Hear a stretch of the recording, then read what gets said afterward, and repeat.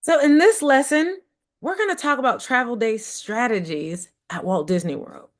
I think for every trip you need a strategy, especially when you have your children, and especially most importantly, when you are traveling to Walt Disney World with your child that has autism. Okay. So I think that whenever you go on a lot of websites, and especially whenever you're asking for tips for travel, especially to a big park like Walt Disney World, a lot of times they will say things like, get there as early as possible. When you stay on a Walt Disney World resort, these resorts will allow you to get into the park super early. That sounds like a good idea. They'll say things like, the mornings are quieter, the rides have shorter lines, there's not as many people, because you have an exclusive, opportunity to get in before the big crowds. No, this is what I'm telling you. Everybody's trying to get in early. You're not the only one trying to get in early. Everybody wants to get there. No. This is what you do. You get there, you wake up the morning that you want to go to the park and you sleep in.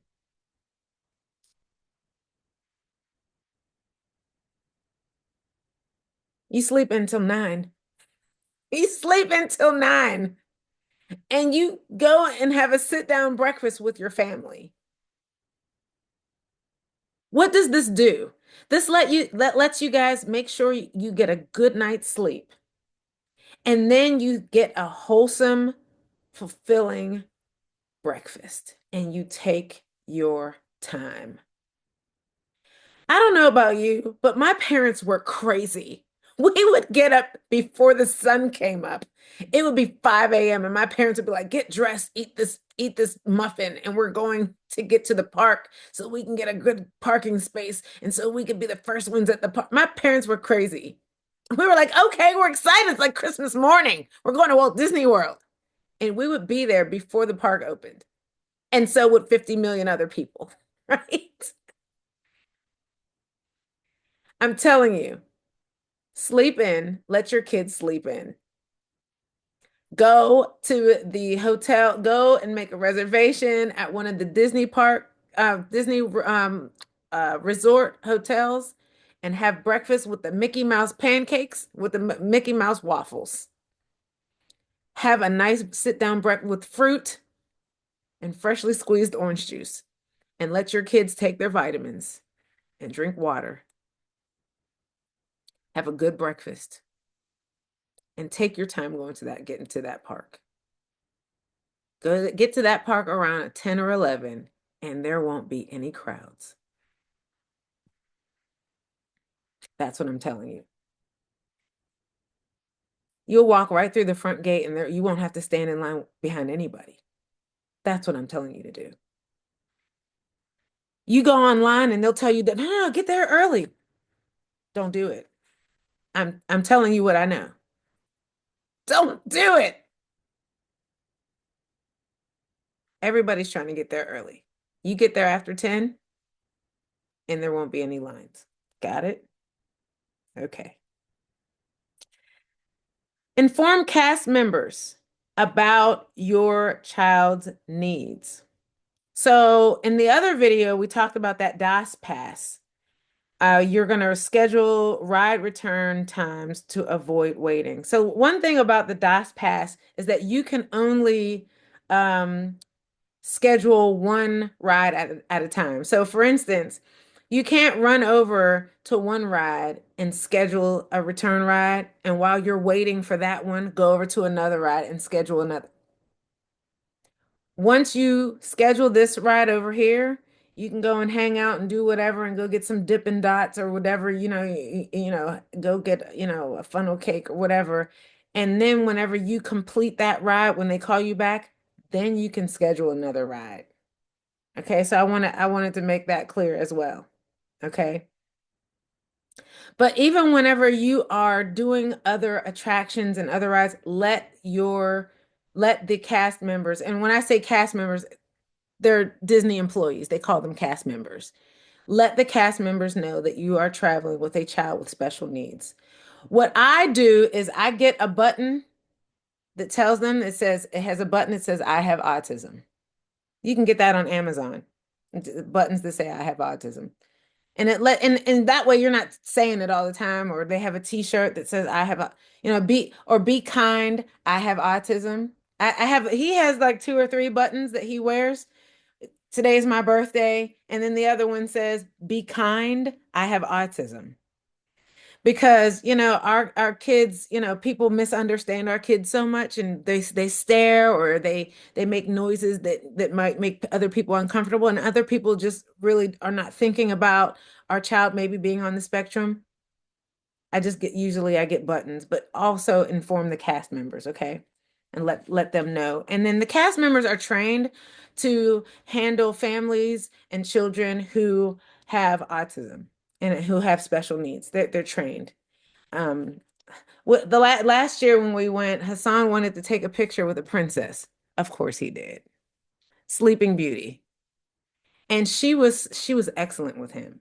He's bigger than she is. He just turned 25. He's bigger than she is, and she was excellent with him. And I gotta share those pictures with you guys. He was so happy to be over there with Sleeping Beauty. It was funny. The next thing I want you to do is I want you to use a visual schedule or checklist. Either create a checklist or actually you can use the Disney map, and you can get a Sharpie or get a highlighter, and put a check mark every time you guys complete one of your tasks, and it can be like you're doing a treasure hunt. You know what I mean? And make it fun for your family, right? And you can highlight the things that you want to do, and check off the things that you've done, and you know what I mean? It could be a treasure hunt. That sounds like fun. And I want you to make sure you're using calming techniques. Okay. Um, Again, there are going to be some lines that you have to stand in. So for instance, when we were kids and we went to Walt Disney World, the characters would kind of walk around the park. Mickey Mouse, Minnie Mouse, Goofy, they would all walk around the park. And then if you kind of bumped into them, you're like, hey, take a picture with me, right? But they don't do that anymore. There are photo spots in the park. And if you want a photo op with one of the characters like Mickey Mouse or Pluto or somebody, you have to stand in line, and there's a professional photographer that will take your picture. You have to stand in line. And I don't know if the DOS pass, if you can use the DOS pass for that, but you have to stand in line. That line might be 45 minutes long. Okay. So you're going to want to be able to use calming techniques to help your son or daughter stay calm in these instances. But I also want to tell you about the photo pass. This is not in my notes, but every time I go to Walt Disney World, I purchase the photo pass. There are Walt Disney World professional photographers placed all over the park. There are what I guess they would call photo opportunities all over the park, with or without a character. So I mean, you'll walk around the park. First of all, the park is beautiful, and it's like in pristine condition. And there are just beautiful photo op places, spots in the park. And there's just a photographer just standing there. But if you buy the package in advance, you just go over, they scan your QR code on your phone, and it's part of your package for them to take professional photos of you. And it's uploaded in your Disney app, and it's great. So I just wanted to let you know that. But yeah, those are the tips I have for you for some of the travel day and the park day strategies. And I hope that helps. And I'll see you in the next video.